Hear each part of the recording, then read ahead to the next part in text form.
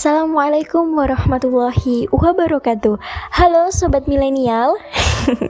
Gimana nih kabarnya hari ini? Semoga senantiasa Allah beri kesehatan ya.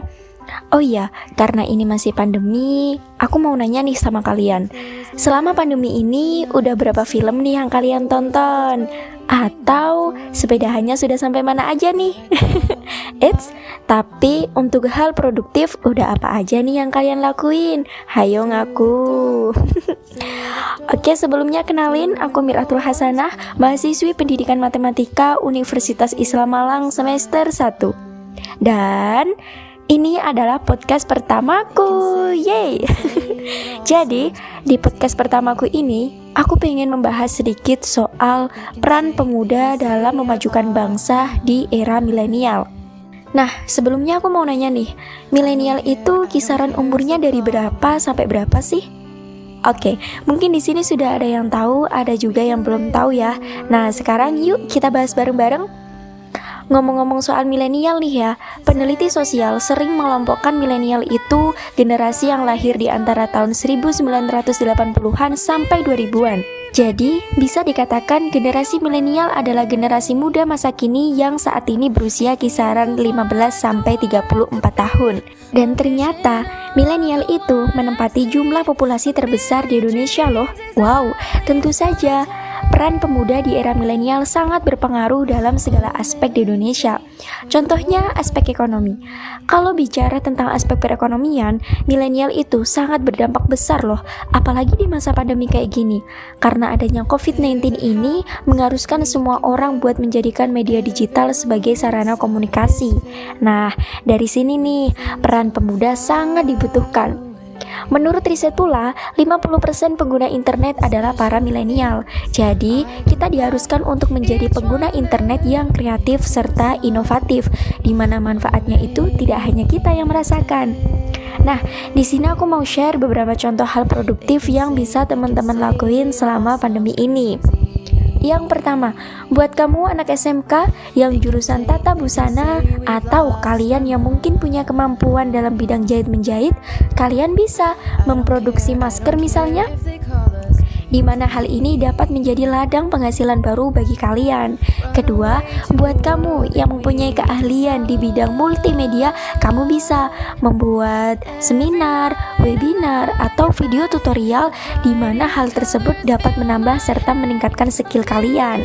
Dan yang terakhir, buat kamu yang hobi fotografi, kamu bisa berkontribusi untuk membantu mempromosikan UMKM melalui hasil bidikan kamera kalian, sehingga dapat meningkatkan daya jual beli produk UMKM tersebut.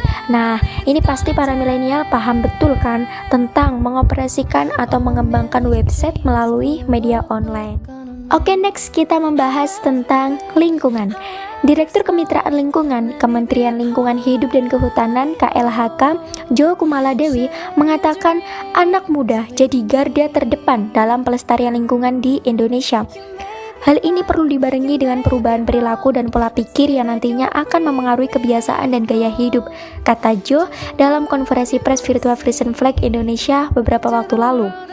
Data terbaru Badan Pusat Statistik (BPS) yang menunjukkan bahwa saat ini Indonesia didominasi generasi Z dan milenial. Generasi Z mendominasi hingga 27,94% dan milenial sebanyak 25,87%.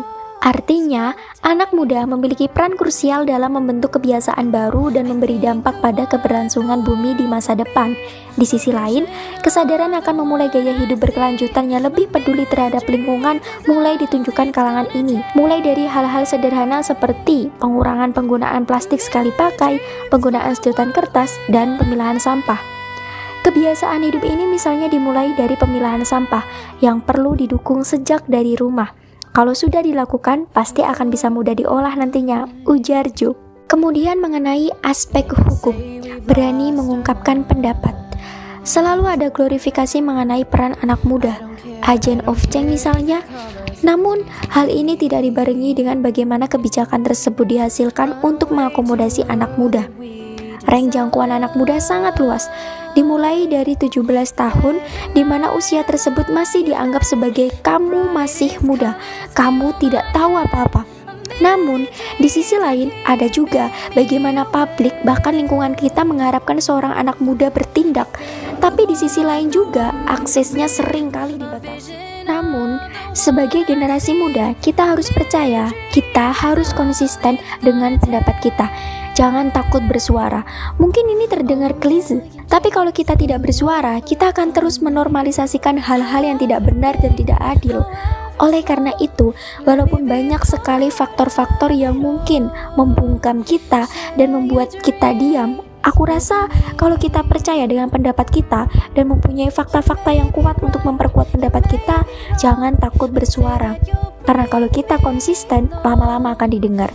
Dan jika kita sudah bekerja sama, maka perubahan akan terjadi. Bayangkan, dengan kita berkolaborasi dengan kemampuan yang kita punya, kita bisa menjadi generasi perubahan, bukan hanya generasi rebahan.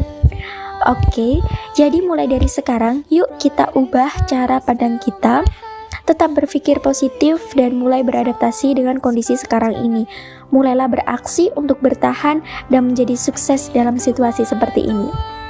Oke teman-teman, gak terasa kita sudah masuk di penghujung podcast hari ini. So, close statement dari aku untuk podcast kali ini, nungguin ya. Jadi, kita harus mampu mengalahkan keadaan, bukan malah menyalahkan keadaan. Oke, aku pamit. See you the next my podcast. Wassalamualaikum warahmatullahi wabarakatuh.